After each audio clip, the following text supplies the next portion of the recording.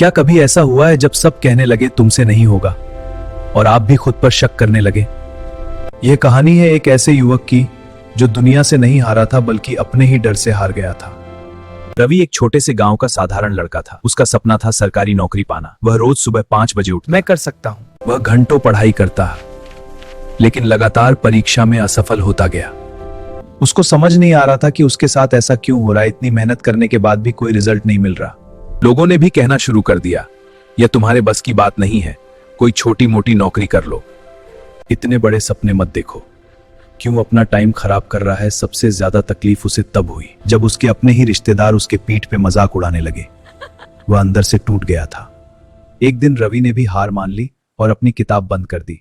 उसने सोचा शायद सच में मुझसे नहीं होगा। एक दिन उसने अपने पिता को चुपचाप पुराने बिल और उधार की कॉपी देखते हुए देखा। उसके पिता के चेहरे पर थकान थी, लेकिन आंखों में उम्मीद थी कि उसका बेटा एक दिन सरकारी जॉब करेगा और सब सही कर देगा। पापा, मैंने बहुत कोशिश कर ली लेकिन कुछ नहीं हो रहा, अब मैं हार गया। बेटा, हार तब होती है जब इंसान कोशिश करना छोड़ देता है। यह एक वाक्य रवि के दिल में घर कर गया। अगले ही दिन से उसने अपनी तैयारी का तरीका बदल दिया।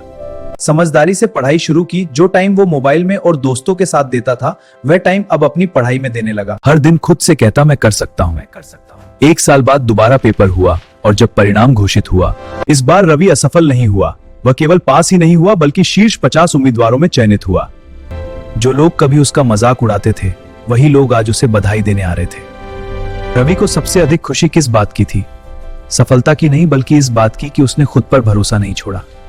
लोग आपको तब तक कमजोर समझते रहेंगे जब तक आप अपने परिणाम से जवाब नहीं देते। असफलता हार नहीं होती, हार तब होती है जब आप प्रयास करना छोड़ देते हैं।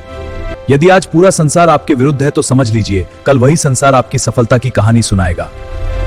याद रखिए, सपने उन्हीं के सच होते हैं जो दुनिया की आवाज से अधिक अपने दिल की आवाज सुनते हैं।